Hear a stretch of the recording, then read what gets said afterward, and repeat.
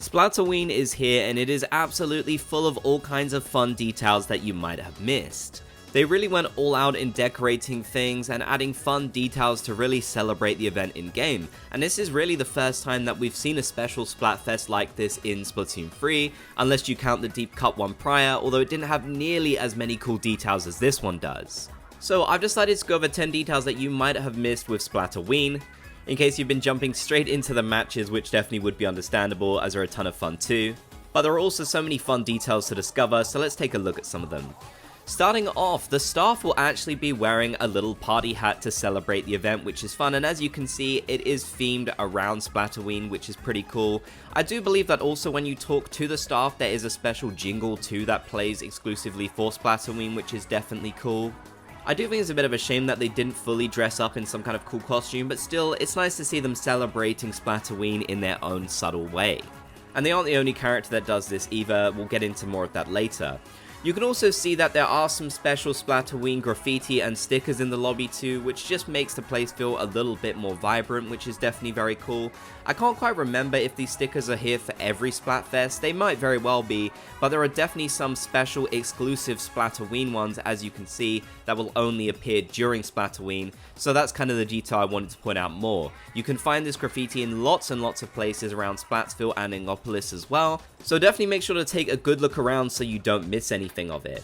You can also see that when you walk around Splatsville that there are lots of stickers on the ground. Now this is definitely a detail that a lot of people will miss because understandably you're probably going to want to be looking up at all of the really cool things you can see in the sky. After all, there are so many major decorations that would be very hard for you to miss. But the stickers on the floor are definitely something you could miss very easily, so I thought it would be a good idea to point out that you can actually see lots of stickers around the ground when you explore Splatsville. You'll also see other little bits as well that kind of look like pools of purple ink and such, but I wanted to point these out because they're a lot more subtle than those big ink patches. Really cool though, I love all the exclusive Splatoween graffiti, I just think it looks really great. You can also see that the jellies are dressed up for Splatoween too, but a really cool detail is that some of them, especially the smaller ones, actually have full-on Splatoween costumes, which I think is so great. You can see them with little pumpkin hats, and actually some of them will have different color variations too, which just makes it even cooler, honestly.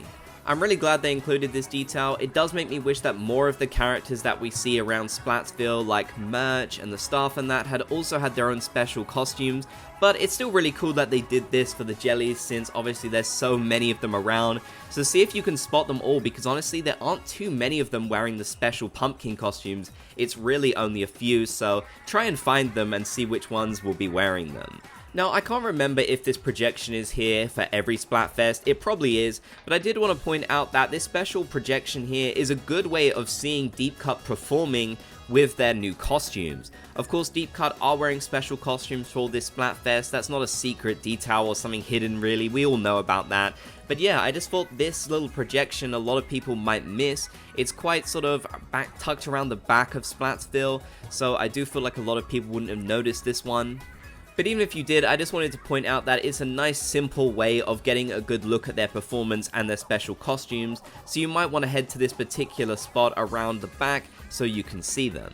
Now, if you head up to the very highest point you can go to, you'll actually see that there are some really cool special Splatoween themed banners hanging down in the plaza. It's kind of above where you play Table Turf Battle and such.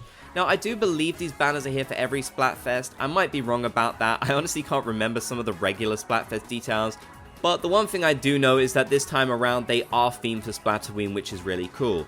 Again, it's just more of that special graffiti and such that we get for this particular event, which I just think is so cool. And they've just done a really good job of the ambience of Splatsville and Ingopolis as well. Everything just feels really spooky, I love it so much.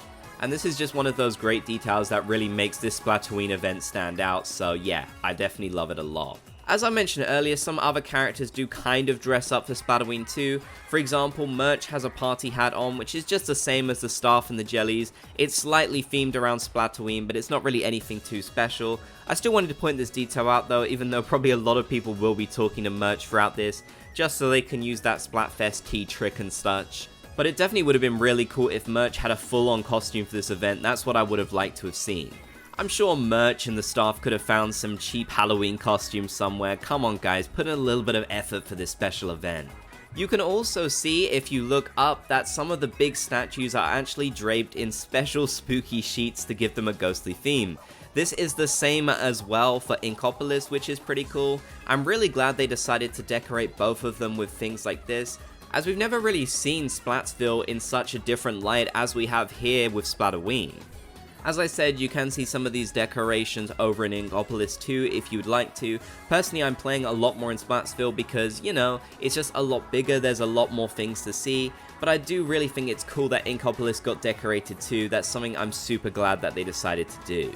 Now, next, when you decide to start up a match, you'll notice that there are actually some spooky effects which will appear, and this is something that we actually first saw with the Deep Cut Special Splatfest, although the effects here are a little bit different. Last time it was confetti, and this time it's kind of ghosts flying around, which is really appropriately spooky for the event.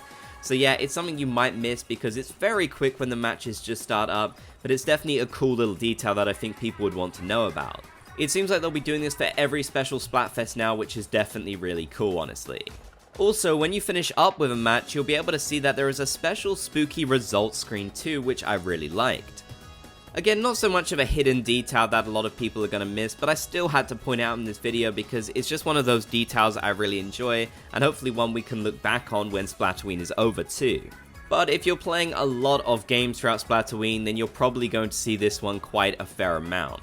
There are so many other details of note as well. I love the fact that Deep Cut dresses up for this as well, and even Callie and Marie dress up in special costumes for this Splatfest too, something that I kind of wasn't expecting Nintendo to do. It's also highly recommended that you play with sound on too, because there are so many special new pieces of music, little jingles and more that you'll notice with this event. And since they are made specifically for Splatoween, it'll be quite a while before you can hear them again in-game. Splatoween honestly has to be one of the absolute best events in all of Splatoon, so I'm really happy that it has returned to free. And it's great to see that Nintendo has put so much time and effort into this particular event, so there are lots and lots of hidden details. Which is exactly why I'd love for you to comment down below what hidden details you've noticed in this event. I honestly think there are so many that I've probably missed in this video, so I'd love to see what other ones you've noticed.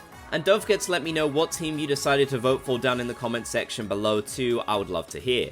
If you make it to the end of the video, be sure to comment Splat Gang so I know you did.